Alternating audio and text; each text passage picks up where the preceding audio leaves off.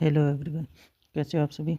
जैसे आप सभी को पता है कि हमने एसएससी एमटीएस के लिए एक्सप्रेस सीरीज स्टार्ट कर रखी है, जिसमें हम जीके की पीवाई की क्वेश्चन करते हैं जो भी अभी लास्ट ईयर में पूछे गए हैं एसएससी के द्वारा। ठीक है, आज उसी में हमारी क्लास नंबर 8 है। अगर आपने पहले की क्लास नहीं देखी तो उसकी एक प्ले लिस्ट बनी हुई है, तो आप उसको वहाँ पर जाके देख सकते हैं। तो आज हमारा पहला क्वेश्चन देखते हैं। चलो, ये हमारा पहला क्वेश्चन है। ऑपरेशन समुद्र सेतु 3 जो जनवरी 2026 में चर्चा में रहा है का मुख्य उद्देश्य क्या है। इसका उद्देश्य बताइए क्या है। समुद्री लुटेरों से व्यापारी जहाज़ों को बचाना, या दूसरा है दक्षिण पूर्व एशिया के देशों को चिकित्सा सहायता पहुंचाना, या हिंद महासागर में अवैध मछली पकड़ने को रोकना, या मालदीव के साथ संयुक्त नौसेना अभ्यास करना।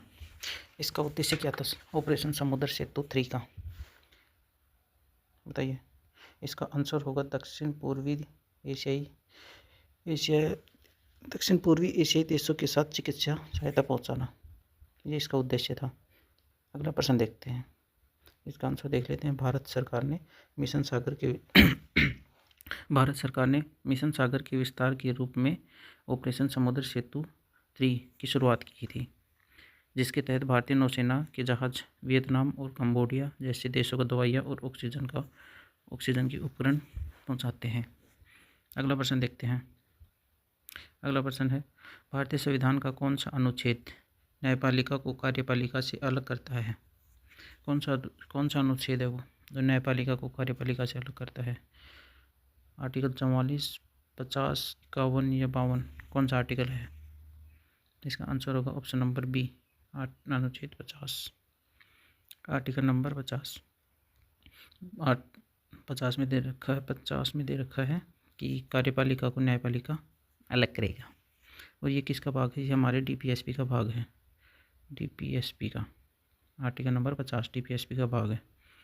और 44 में हमें क्या दे रखा है, 44 में दे रखा है समान नागरिक संहिता, जिसे हम बोलते हैं यूसीसी। और 51 में दे रखा है अंतर्राष्ट्रीय शांति और सुरक्षा को बढ़ावा देना, आर्टिकल नंबर 51 में हमारे। अगला प्रश्न देखते हैं, क्वेश्चन नंबर 3। स्वराज मेरा जन्मसिद्ध अधिकार है और मैं इसे लेकर रहूँगा, यह प्रसिद्ध नारा बाल गंगाधर तिलक ने कांग्रेस के किस अधिवेशन में दिया था। ये बनारस अधिवेशन, कलकत्ता अधिवेशन, लखनऊ अधिवेशन या सूरत अधिवेशन, किस अधिवेशन में दिया था। इसका आंसर होगा ऑप्शन नंबर सी, लखनऊ अधिवेशन।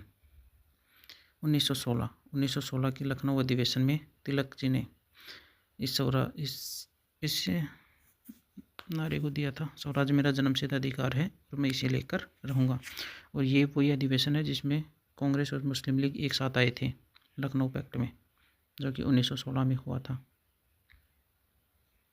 अगला प्रश्न, निम्नलिखित में से कौन सी नदी भ्रंश घाटी या रिफ्ट वैली से होकर बहती है। कौन सी नदी है वो, गोदावरी, कृष्णा, तापी या कावेरी, कौन सी नदी है। इसका ऑप्शन होगा ऑप्शन नंबर सी, तापी नदी। नर्मदा और तापी भारत की दो मुख्य नदियां हैं जो रिफ्ट वैली से होकर पश्चिम की ओर बहती हैं और अरब सागर में गिरती हैं। ये नदियां डेल्टा की जगह एस्चुरी बनाती हैं। ये अगला प्रश्न है, अतुल्य भारत अभियान के नए ब्रांड एम्बेसडर के रूप में किसे नियुक्त किया गया है 2025-26 में। ये अमिताभ बच्चन है, नीरज चोपड़ा है, अक्षय कुमार या पीवी सिंधु, किन्हें अतुल्य भारत के नए एम्बेसडर के रूप में चुना गया है। इसका आंसर होगा Neeraj Chopra, option number B. खेलों में भारत की वैश्विक सफलता को देखते हुए नीरज चोपड़ा को पर्यटक मंत्रालय ने अतुल्य भारत का चेहरा बनाया है। अगला प्रश्न देखते हैं, बौद्ध धर्म के प्रचार के लिए अशोक ने अपने पुत्र महेंद्र और पुत्री संघमित्रा को किस देश भेजा था। ये तो बताइए, ये तो हिस्ट्री का बेसिक क्वेश्चन है ना। चलो बताइए, ये म्यांमार भेजा था, नेपाल, श्रीलंका या तिब्बत, कहाँ पे भेजा था। इसका आंसर होगा option number C, Sri Lanka. Ashok ने कलिंग युद्ध के बाद बौद्ध धर्म अपना लिया था और इसे दुनिया में फैलाने के लिए धम्म महामात्रों की नियुक्ति की थी अशोक ने, और अपने ही बेटे थे महेंद्र और संघमित्रा, उसको ये श्रीलंका भेजा था। अगला प्रश्न है, भारतीय संविधान की 8वीं अनुसूची में वर्तमान में कितनी भाषाएं शामिल हैं? बताइए। 14 भाषाएं, 18 भाषाएं, 22 या 25?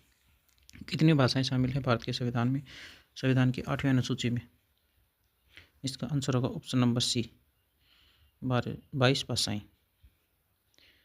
मूल संविधान में कितनी थी? मूल संविधान में केवल 14 भाषाएं थी और ये 22 भाषाएं अब वर्तमान में है।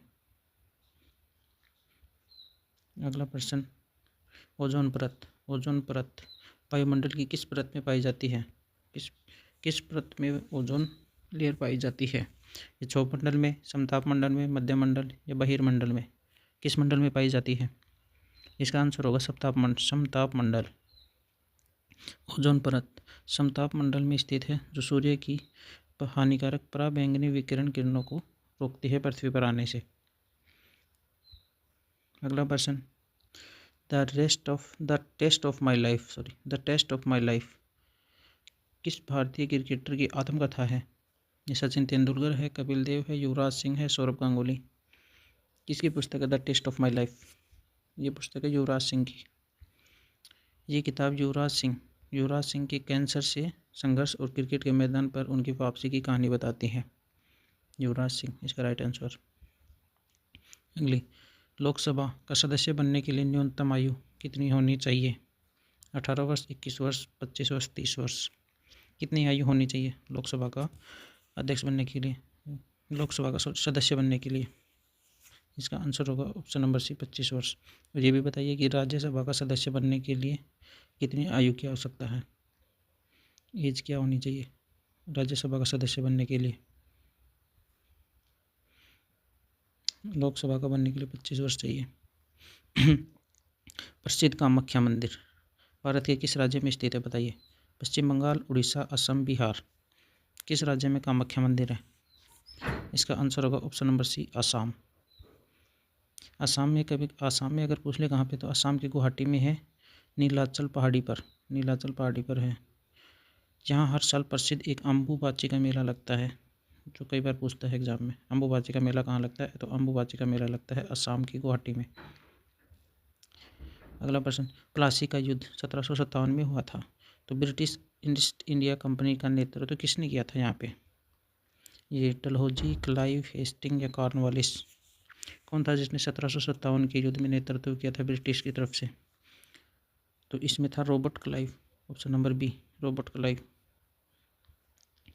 रॉबर्ट क्लाइव ने बंगाल के नवाब सिराजुद्दौला को हराया और इसी युद्ध के बाद भारत में ब्रिटिश शासन की नींव पड़ी थी।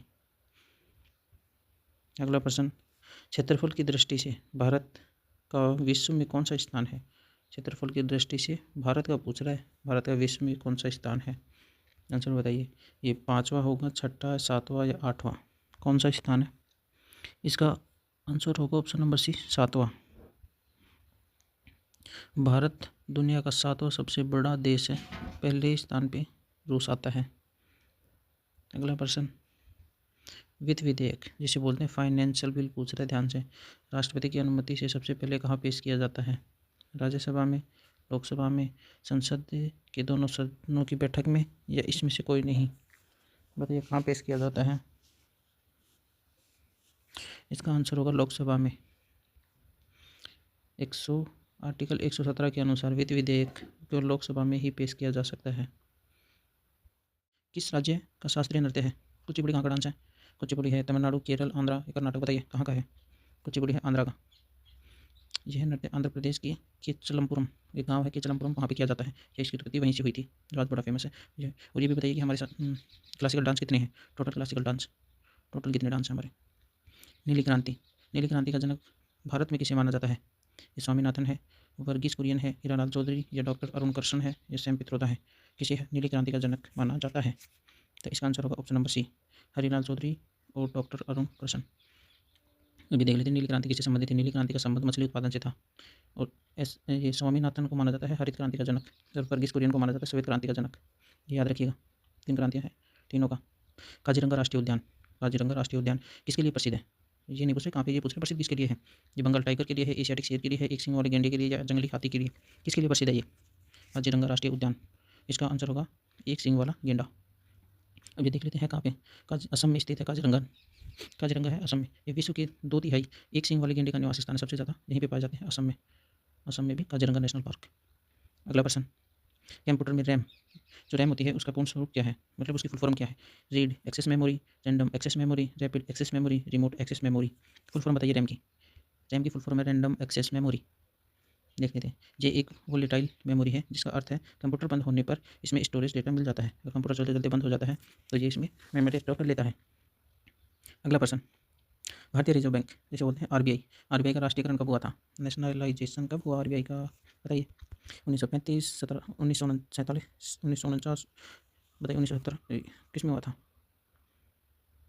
आरबीआई का राष्ट्रीयकरण हुआ था 1949। अभी देख लेते हैं आरबीआई की स्थापना कब हुई थी। आरबीआई की स्थापना हुई थी 1 अप्रैल 1935 को, और इसका राष्ट्रीयकरण हुआ था 1 जनवरी 1949 को।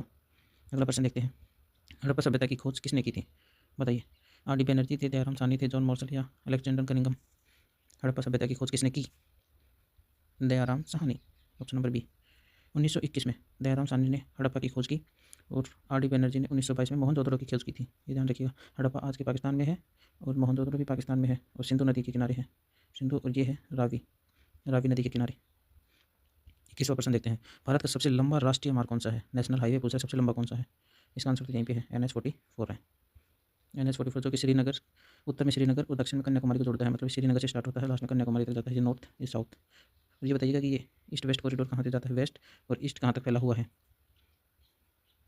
2026 में होने वाले एशियन खेलों की मेज़बानी कौन सा देश करेगा। ये भारत करेगा, चीन करेगा, जापान करेगा, कोरिया करेगा, दक्षिण कोरिया। कौन सा देश करेगा 2026 में जो एशियन गेम होने वाले हैं उसकी मेज़बानी कौन करेगा। इसका आंसर है जापान, जापान करेगा। 2026 के एशियाई गेमों का खेल जापान के नागोया में होगा, नागोया में होंगे एशियाई खेल। अगला प्रश्न देखते हैं, विटामिन ए, विटामिन ए की कमी से कौन सा रोग होता है, बताइए। स्कर्वी, रतौंधी, रिकेट्स, बेरी। कौन सा रोग होता है विटामिन ए की कमी से। विटामिन ए की कमी से होता है नाइट ब्लाइंडनेस, जिसे बोलते हैं रतौंधी। और विटामिन सी की कमी से होता है स्कर्वी, विटामिन डी की कमी से होता है रिकेट्स, और विटामिन B1 की कमी से होता है बेरी। अगला प्रश्न देख लेते हैं, दांडी मार्च जो कि 1930 में हुई थी, महात्मा गांधी ने कहाँ से शुरू की थी, बताइए। ये दांडी से ही शुरू की थी, साबरमती आश्रम, सेवाग्राम आश्रम या चंपारण, कहाँ से शुरू की थी। इसका आंसर होगा साबरमती आश्रम। और ये कहाँ पे साबरमती, ये भी बताइए, ये है कहाँ पे। गांधी जी ने 78 अनुयायियों के साथ साबरमती आश्रम से दांडी की पैदल यात्रा की थी, और ये क्यों की थी, वो क्यों थी, और ये साबरमती कहाँ पे है, साबरमती है कहाँ पे। आज इसका लास्ट का प्रश्न देख लेते हैं स्मॉक टेस्ट का। माउंट एवरेस्ट, माउंट एवरेस्ट को नेपाल में किस नाम से जाना जाता है, बताइए। माउंट एवरेस्ट को नेपाल में किस नाम से जानते हैं, Chomolungma, Sagarmatha, Godwin Austin, Lhotse, किस नाम से जानते हैं, बताइए। माउंट एवरेस्ट को नेपाल में कहते हैं सागर माथा। नेपाल में इसे सागर माथा के नाम से जानते हैं, जिसका अर्थ होता है आकाश का भाल। तिब्बत में इसे चोमुंगला के नाम से जानते हैं, चोमुंगला। तो ये हमारे आज के एसएससी के PYQ थे, एसएससी के जीके के PYQ, जो भी एसएससी ने अपने एग्जाम में पूछे हैं। तो ऐसे ही हमारे PYQ सेट करवाए जाते हैं डेली के। तो आप हमारे चैनल को सब्सक्राइब कर लीजिए, GS विद विमन चैनल को यूट्यूब पे सब्सक्राइब कर लीजिएगा। तो ऐसी वीडियो आपको भी मिलती रहेंगी वहाँ पे, रोज़ डेली रात के 8 बजे मिलती हैं। और ये हमारा टेलीग्राम चैनल है GS विद विमन, तो इसको वहाँ पे ज्वाइन कर लीजिएगा। इसकी PDF है, वहीं पे मिल जाएगी आपको, और जो भी नई वीडियो आती है उसकी जानकारी, और जो भी SSC के लिए जो नोटिफिकेशन आते हैं उसकी जानकारी यहीं पे मिल जाएगी। चैनल को सब्सक्राइब कर लीजिएगा, शेयर कीजिए वीडियो को, लाइक करिए चैनल को। ठीक है, थैंक यू।